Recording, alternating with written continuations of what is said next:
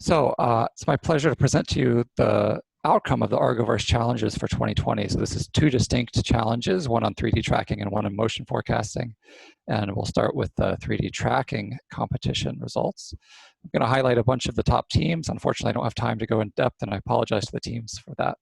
So for 3D tracking, the task is that you get input sensor data like LiDAR points visualized in bird's eye view here in gray, and you're trying to recover the 3D state of dynamic objects over time, in particular vehicles and pedestrians for this challenge.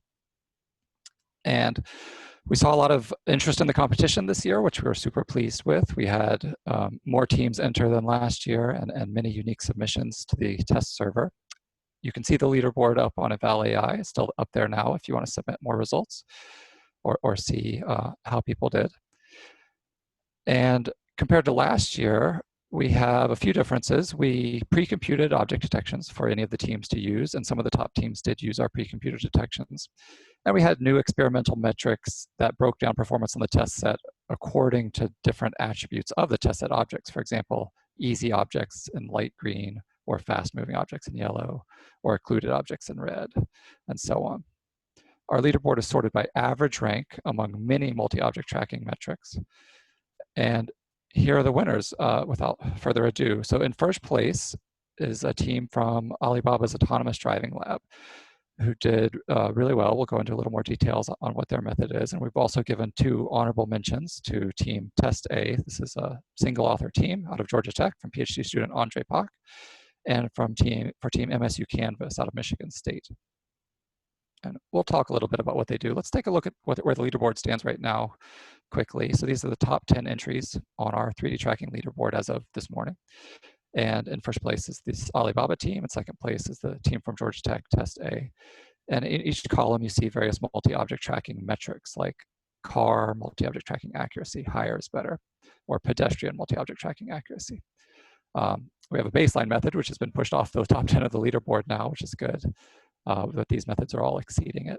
We also see measures of multi-object tracking precision for the tracked objects. How well do you track them in terms of distance or orientation? And we have our experimental metrics over here. And then we have the average rank among all of these multi-object tracking metrics, which is how we determined the rank on the leaderboard. So let's take a very brief look at some of these top methods. So again, I apologize that we can't go into more detail, so I'll just provide an overview comparing all of the methods first.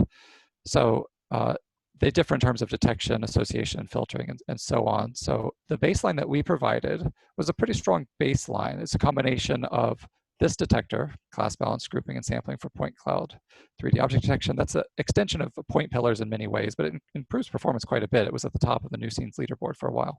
And that's combined with a baseline for 3D multi-object tracking.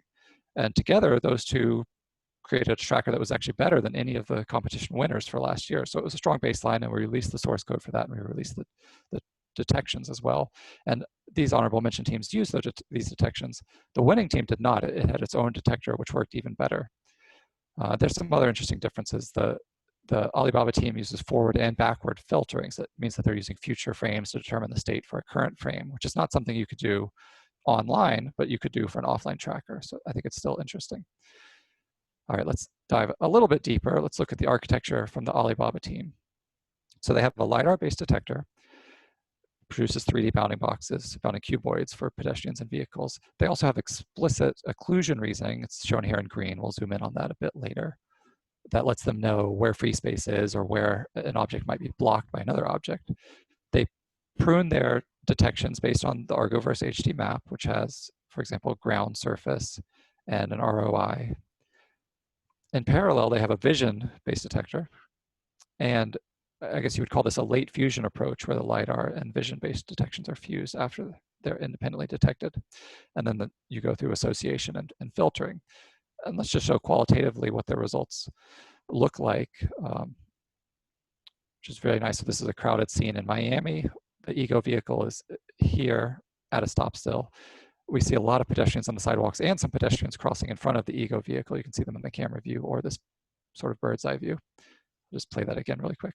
Some other things to point out about this method is that they pre-trained on the Waymo data set. And that's also interesting. It's not clear that this type of transfer learning would work well in the LiDAR domain, but it does seem to.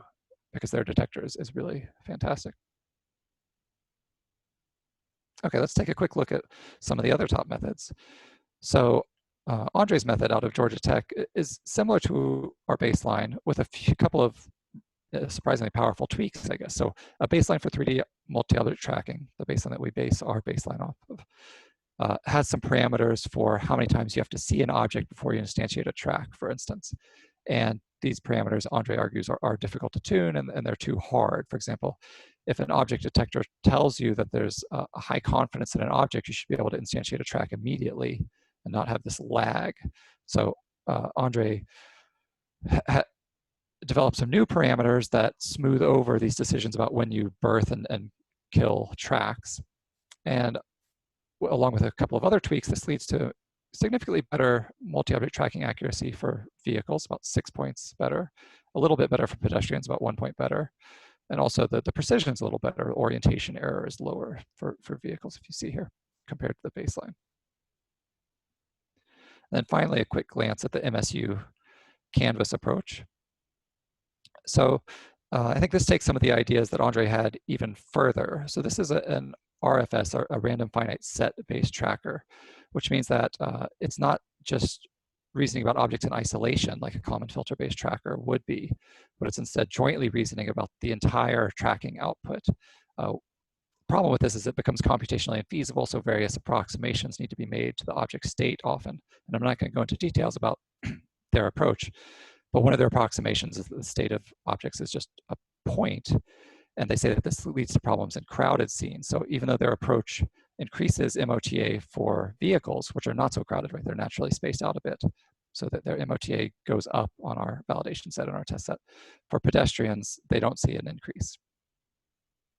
And also note that this method did well in the Waymo 3D tracking challenge. They were, I think, 8th in the end of the competition and in the top of the methods that use the predefined Waymo detections. Okay, let's look a little deeper at what the qualitative results look like from these trackers. So here we have a bird's eye view of 2 of the top trackers, the top 2 on our leaderboard, and also a camera view, just the front camera, but there's 7 cameras in Argoverse showing the tracks recovered by these objects. I think your initial impression should be that, okay, these tracks look really great, like you know, the objects are locked onto very smoothly. And it's in fact hard to tell the difference between the top trackers because for nearby objects, they're all doing quite well. In bird's eye view, you can see some differences between the trackers, especially for distant objects. But still, qualitatively, both methods are doing well. Here's another scene we can look at real quick.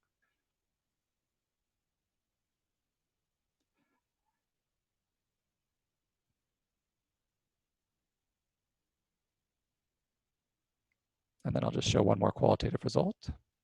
Again, very nice tracking results from these methods.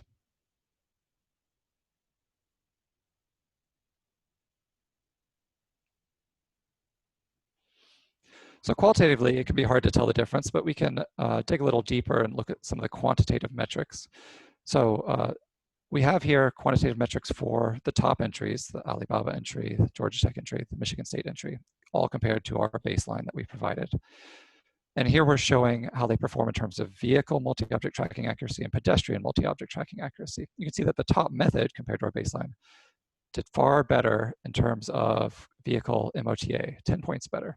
And even better still in terms of pedestrian MOTA, about 13 points better multi-object tracking accuracy. I think a lot of this is due to their own detector, which is really a quite good detector. They also reduced, in general, the number of false positives and false negatives. So in orange is the car false positives, for example, and they have about half as many false positives as the baseline tracker had. They also have fewer false negatives for both pedestrians and cars. They do a little bit worse on some metrics, though. For example, fragmentations. This is when you drop a couple of frames of a track. There's not an ID switch, but just for some of the frames, the track wasn't reported when it should have been. So the baseline tracker over the test set has 393 tracks on vehicles that are fragmented. There's about 5 times as many for the top performing method from Alibaba. So again, this would have hurt its rank on that particular metric, but overall its average rank was still the highest.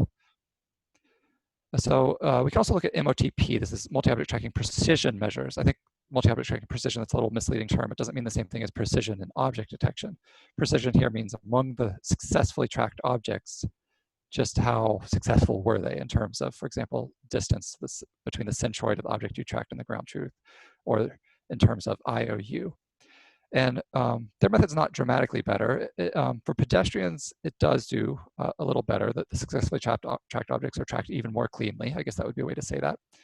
But it's not really the same for vehicles. But to be fair, they have higher recall, so they're tracking more difficult vehicles than the baseline was. We can also, as I mentioned before, break down performance based on attributes of the test set objects, like are they moving fast or are they occluded? And it turns out that fast-moving objects, according to our definition of fast-moving, were not more difficult to track. I think that might be because at some point fast-moving objects get close to the ego vehicle before they go farther away. So the trackers can handle them just fine. And occluded objects are also not more difficult according to our metrics. Again, maybe because for some frames they're unoccluded and these methods can propagate information over time. However, one attribute is very diagnostic: far away objects, objects more than 50 meters away. They're the sort of light green colors here. Far away objects are very difficult still. So the top methods can only track about 40% as many objects at range as they can close up. So this is showing the mostly tracked metrics, how many of the tracks overall are mostly tracked. So about 63% for the top method for vehicles, and how many far away vehicles are mostly tracked, only 27%. So that's still very difficult. There's still a lot of room for improvement for far away objects. And again, 50 meters is not that far. You'd still like to know what a vehicle 50 meters away is doing so that you can plan your motion accordingly. Some final thoughts before we move on to the next challenge. I think it's cool to see that the top method had a multimodal detection approach. That's the first time we've had a top team do that, and it seemed to pay off for them. And I'll also just say that the way to evaluate a 3D tracking method is open-ended. We do a little bit differently than Waymo or New Scenes on their tracking challenges. I'm not going to say one is better than the other, but there's a lot of different multi-object tracking metrics that you could consider. It's not clear which are actually most important for downstream tasks like forecasting and motion planning. Okay, I'm going to move on to the second half of our challenge now, the motion forecasting competition, for the next 16 or so minutes. And so the task here is that you're going to get bird's eye view scenarios like are visualized here, where you observe some amount of motion for a particular vehicle, 2 seconds of motion, and you need to predict the future for that focal object. So in red is the ground truth future for that object, and green are the outputs of a particular model about where it thinks this vehicle might move in the future. And in light purple, you have other actors in the scene. They could be pedestrians or vehicles. In gray, you've got an HD map under this, so you can reason about which lane an object is following, for example. So like the tracking challenge, we saw a lot of interest from the community, which is awesome. Even more interest, in fact, 77 unique teams entered this competition this year, and there were more than 1,000 submissions to the evaluation server. And here are the winners for 2020. So in first place is Team Jean. They were a winner last year as well, so it's impressive that they've managed to come back and again win this year. That's from Jean Mercat and Thomas Giles in Paris Sarclay University. And we have a couple of honorable mention winners as well. HYU ACE, that started as a student project for many students at CMU, who've now scattered and have many affiliations, and a team out of the University of Florence as well. And we'll go into a little bit more detail about these and other top submissions. Let's look at the leaderboard quickly first as it stands at the end of the competition. So this year for this competition, sorry, let me move some of these Zoom elements out of the way. We sorted by miss rate. So miss rate means that basically how many test scenarios were none of your forecasts good enough? And in our case, good enough means within 2 meters of the ground truth future of that object. So for the best method, Jean's, and the second best method actually, for only 13% of the scenarios did they not have a forecast that accurately predicted the future of that object. We can contrast that with one of last year's winners, this method number 12, UULM, which had a miss rate of 22%. For last year, actually, we were sorting the leaderboard by a different metric, though. It was this column, min FDE, which is basically the error in meters of your best guess for the future of an object. And the average error for these best methods last year was about 1.55 meters. which still was way better than our baseline. So it was an impressive improvement. And it's nice to point out that this year, if we look at the top 5 methods, all of them are doing better by that metric as well. They've not just improved on the miss rate, which is what we're sorting the leaderboard by. They've also improved on this final endpoint error by a significant amount. All right.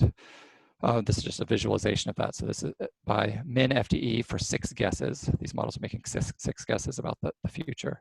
These were the winners last year, and these are the top performing methods this year. So the top performing method this year, by that metric, was the Uber ATG entry that we'll take a closer look at. So in the top row, we have our awarded methods, the first place and the honorable mentions. And on the bottom here, we'll also take a deeper look at a method, a submission out of Argo itself, and a submission out of Uber. These were in the top 5 for many of the metrics on the leaderboard. And since, again, we can't go into as many details as we would like about these, we'll just have a summarization table contrasting some of the differences among these top performing methods, differences among how they encode input trajectories, how they encode the HD map to use for forecasting the future, how they model social interactions between actors in the scene or between actors and the map. All right, but let's look at the architecture that Jean used in his winning entry. So this architecture is not so different from the architecture he used to win last year as well. So this is not a rasterization-based approach. That is, the map or the trajectories are not rasterized to be passed in traditional CNN. Instead, everything is sort of vector representation, but the input lanes, this is the HD map, and the input tracks, the observed motion of all the vehicles in the scene. And then a transformer network or attention module is used to allow actors to interact with each other, to realize, oh, I shouldn't drive here because I'll run into another vehicle, or for actors to interact with the map to realize that they should follow a lane, for example. Somewhat unique, I think, compared to the other architectures, which actually start to look a bit like this architecture, is that there's this self-correction mechanism in Jean's method. That is that the motion of the objects in the scene is unrolled into the future for all objects, not just the one that we're trying to predict the future of. And this happens before you decode the motion of the focal object.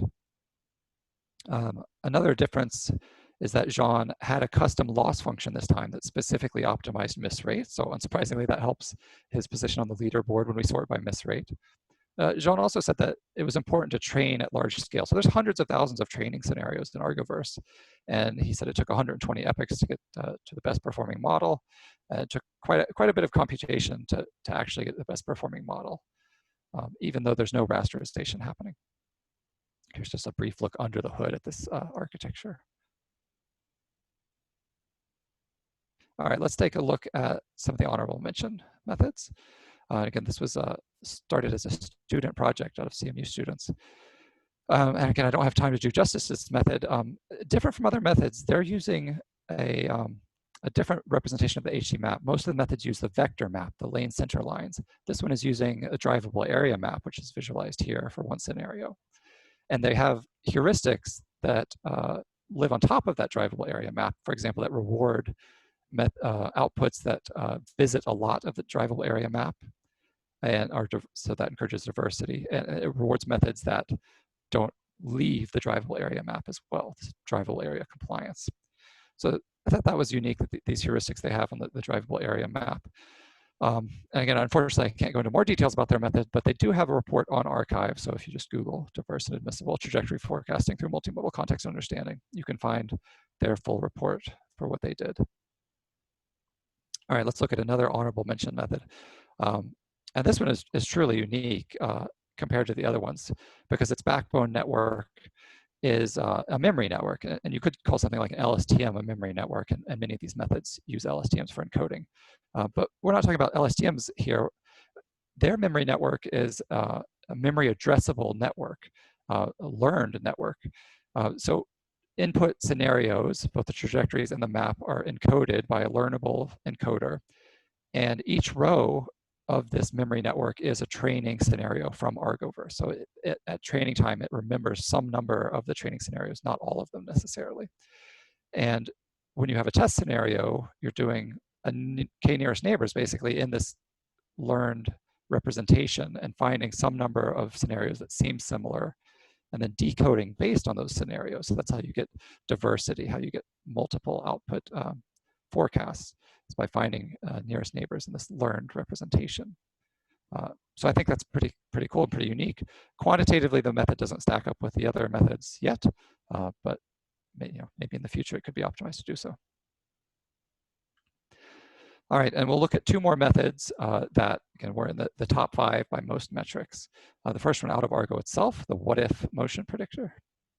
And some highlights of this method, it is rasterization free, so neither the input trajectories nor the input map are rasterized in any way. That's actually true of Jean's method and of the Uber method as well. It has explicit map conditioning on lane polylines, so it's going to unroll future trajectories by conditioning on a particular lane in the map. And we'll see visually examples of what that means.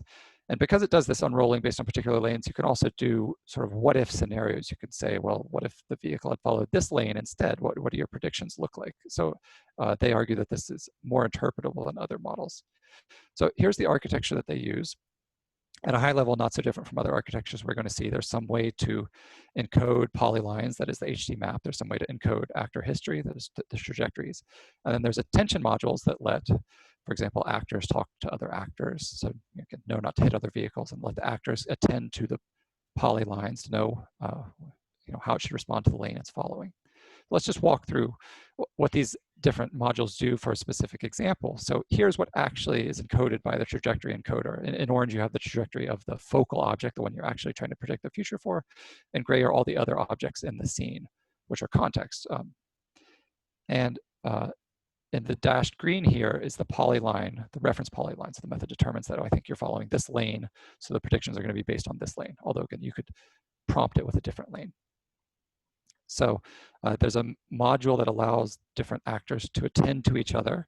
And here's a visualization of what that degree of attention looks like. So this focal object is attending more to this object in front of it, that's why it's darker, and not so much to this object that's behind and to the left of it, which intuitively makes sense. The motion of this object is not going to impact its future trajectories as much as the motion of this object, even though it's further away, but because it could be in a shared lane. And this is what the decoding looks like.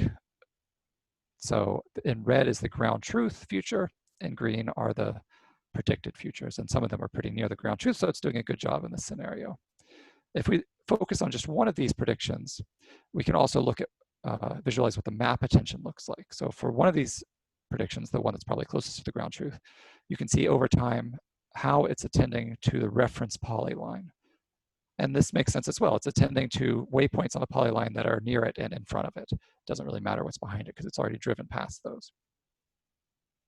Okay, let's look at the Uber method, again, at a high level. I wish I could go into more detail about these methods. So at a high level, there's some similarity to what we've seen before. They have some encoding method for trajectories. They have some encoding method for the map. Their map encoding is more sophisticated than any of the other methods we've looked at. They are not encoding just a single polyline. They're encoding the entire nearby HD map with a graph convolutional network, so that it's the branching pattern of the HD map is actually being encoded for every scenario, which is not the case for the previous method. After they have these encodings, there is some attention mechanism to let actors attend to other actors attend to the HD map, and after that's done, then there's a decoding step. And their method performed very well. When they submitted to the leaderboard on March 5th, they were at the top of the leaderboard in terms of both miss rate and the endpoint error. And even today, they're still the top method in terms of endpoint error, which is what we sorted the leaderboard by last year. So very impressive. Also, they only had 2 submissions to the evaluation server, even though our competition rules allowed many more. So it's impressive that they did so well without fitting too much to our data set in particular. Okay, so that's, again, too brief of a highlight of all these methods.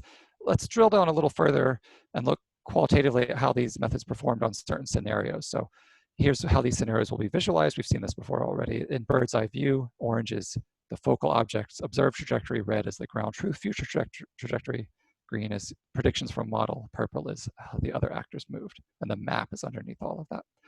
So we can slice up our test set and find some challenging scenarios. For example, blind turns or lane changes. These are scenarios where the observed motion appears straight or uninteresting, but actually in the future, it's going to make a lane change or a turn, but it didn't really give you any indication of that from its trajectory.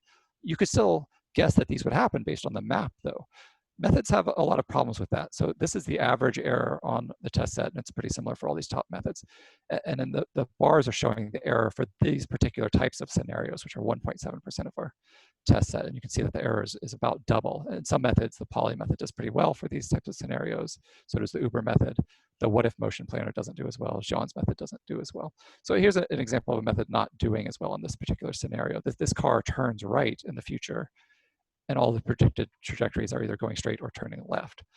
Whereas the Uber method does a little better. It has some right turn trajectories in there. Here's another challenging type of scenario, heavy deceleration, where the car here is going pretty fast in the observed 2 seconds and then slows down a lot because it's trying to turn left and has to wait for another vehicle to pass. So you need some sort of map understanding and social understanding to do this scenario well. In general, for this type of scenarios, again, all the methods have a bit worse performance than the rest of the test set, although the Uber method seems to do it better. And we can see some qualitative results. So the Whatif motion planner does a little better on this scenario. It does actually have a left turn that's slowing down, that's kind of close to the ground truth, whereas Jean's forecasts all involve the vehicle going straight through the intersection. And the Uber HEG method does have some left turns, but none where the vehicle's also slowing down considerably to wait for something to pass. And then one last slice of the test set. These are right turns, where the vehicle is in a lane that could turn right, but doesn't necessarily turn right in all these scenarios. So here you can see qualitatively the results from the Whatif motion planner from Argo, Poly. This method's still anonymous, and the Uber method. The Uber method has a lot of good predictions here that are pretty close, although not quite the same lane. And here's just one scenario that's really unusual, where the vehicle is moving this way down a lane. So it looks like it's going to complete a right turn, but instead decides to go straight. So it's unusual sort of map deviating behavior. In fact, a lot of the methods can handle this type of map deviation, but still it's difficult. So for some of these methods, there aren't too many forecasts that are near the ground truth trajectory. Poly does a particularly good job on this one. So just to wrap up this presentation with some big picture thoughts, we're very happy to see the error rate drop so much just a year later after our previous competitions. The miss rates have dropped a lot. The final endpoint errors have dropped a lot. So that's awesome to see. At the same time, there's still plenty of scenarios where none of the forecasts are good enough. And so I think there's still a lot of progress to be made. There is this long tail problem. Driving is complicated. You run into weird scenarios where people do weird things and don't follow the map. And so it's hard to correctly forecast motion for all of these scenarios. This data set has hundreds of thousands of training examples, but still there's scenarios that you probably only encounter once in the training data set. Another interesting big picture trend is that none of the top methods this year rasterized the scene. They didn't explicitly create a bird's eye view rendering of the trajectories of the map before passing it into a CNN. Everybody instead used some sort of vector representation of the input, which is probably good. It's probably more memory efficient. It's a more natural fit for this type of data. Okay, and that's it. We're out of time. I would like to again thank all the competitors, thank everybody for watching. I'm sorry we couldn't go into more details about the interesting methods that we've observed this year. And I'll hand it back over to the organizers now.